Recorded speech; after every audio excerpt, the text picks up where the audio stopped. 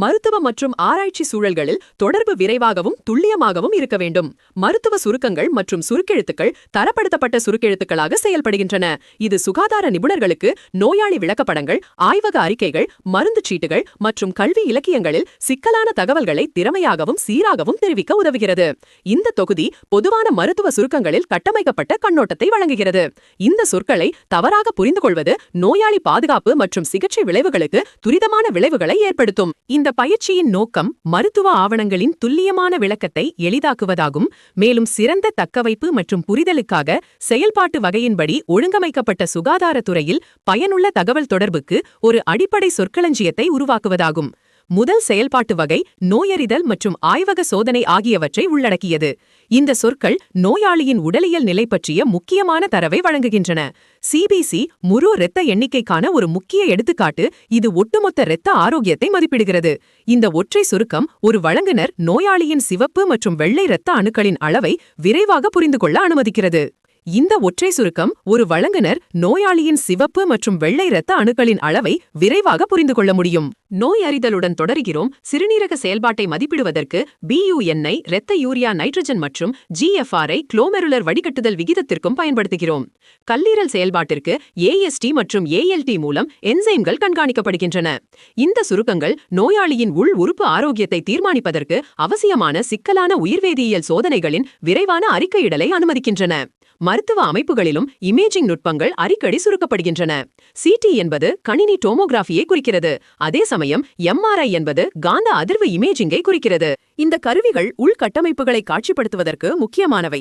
மேலும் அவற்றின் சுருக்கெழுத்துக்களை பயன்படுத்துவது கதிரியக்க வல்லுநர்கள் மற்றும் முதன்மை பராமரிப்பு அல்லது அறுவை சிகிச்சை குழுக்களுக்கு இடையே விரைவான திட்டமிடல், அறிக்கையிடல் மற்றும் ஆலோசனைக்கு அனுமதிக்கிறது.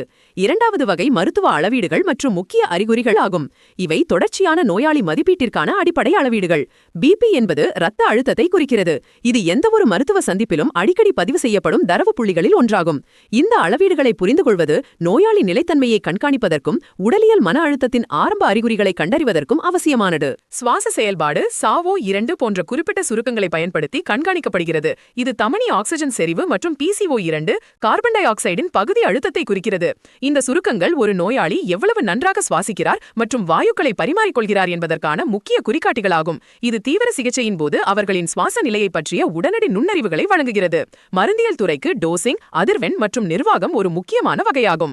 ஒரு நாளைக்கு 2 முறை என்று பொருள்படும் பிட் மற்றும் ஒரு நாளைக்கு 3 முறை என்று பொருள்படும் TID போன்ற சொற்கள் டோசிங் அதிர்வெண்ணை கட்டளையிடுகின்றன. PRN என்பதையும் நாங்கள் பயன்படுத்துகிறோம். இது தேவைக்கேற்ப மொழிபெயர்க்கப்படுகிறது. இந்த லத்தீன் வழி சுருக்கங்கள் வெவ்வேறு ஷிப்டுகளில் மருந்து அட்டவணைகள் துல்லியமாக பின்பற்றப்படுவதை உறுதி செய்கின்றன. நிர்வாகத்தின் வழிகள் வாய்வழி விநியோகத்திற்கு PO, தசை வழி ஊசிகளுக்கு IM மற்றும் நரம்பு வழி அணுகளுக்கு IV ஆல் குறிப்பிடப்படுகின்றன. வழியை சரியாக அடையாளம் காண்பது நோயாளி பாதுகாப்பிற்கு மிக முக்கியமானது. ஏனெனில் அதே மருந்து விளங்கப்பட்டதா, தசைகளில் செலுத்தப்பட்டதா அல்லது நரம்பு வழியாக வழங்கப்பட்டதா என்பதை பொறுத்து வெவ்வேறு செறிவுகள் அல்லது விளைவுகளை கொண்டிருக்கலாம். குறிப்பாக முக்கியமான ஒரு அறிவுறுத்தல் NPO அல்லது வாய்வழியாக எதுவும் இல்லை. இந்த அறிவுறுத்தல் மூச்சு திணறல் போன்ற சிக்கல்களை தடுக்க அறுவை சிகிச்சைக்கு முந்தைய அல்லது குறிப்பிட்ட கண்டறியும் சோதனைகளுக்கு அவசியமானது. NPO நிலையின் தெளிவான தொடர்பு ஒரு உயர் முன்னுரிமை பாதுகாப்பு நடவடிக்கையாகும். இது சுகாதார குழுவின் ஒவ்வொரு உறுப்பினரும் முழுமையாக அறிந்திருக்க வேண்டும். குறிப்பிட்ட நோய்கள் மற்றும் நிலைமைகளை குறிக்கவும் சுருக்கங்கள் பயன்படுத்தப்படுகின்றன. COPD என்பது நாள்பட்ட தடுப்பு நுரையீரல் நோயை குறிக்கிறது. MI என்பது மாரடைப்பு அல்லது மாரடைப்பை குறிக்கிறது. மேலும் UTI என்பது சிறுநீர் பாதை தொற்றை குறிக்கிறது. இந்த சொற்களை பயன்படுத்துவது நோயாளி வரலாறுகளில் சுருக்கமான ஆவணப்படுத்தலை அனுமதிக்கிறது. மற்ற வழங்குனர்கள் முதன்மை நோயறிதல்களை விரைவாக புரிந்து கொள்ள உதவுகிறது. செயல்திறனுக்காக உடற்கூறியல் அமைப்புகளும் இதேபோல் சுருக்கப்படுகின்றன. CNS என்பது மத்திய நரம்பு மண்டலத்தை குறிக்கிறது. அதே சமயம் GI என்பது இரைப்பை குடல் அமைப்பை குறிக்கிறது.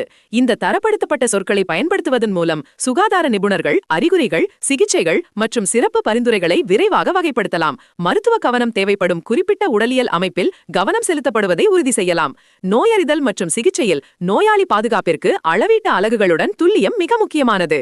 நிலையான சுருக்கங்களில் மில்லிகிராம் என்பதற்கு mg, மில்லிலிட்டருக்கு ml மற்றும் கிலோகிராமுக்கு கிலோகிராம் ஆகியவை அடங்கும். இந்த அலகுகள் மருந்தளவு கணக்கீடு மற்றும் ஆய்வக அறிக்கையிடலின் அடிப்படை மொழியை உருவாக்குகின்றன. அங்கு விளக்கத்தில் ஒரு சிறிய பிழை கூட தவறுகளுக்கு வழிவகுக்கும்.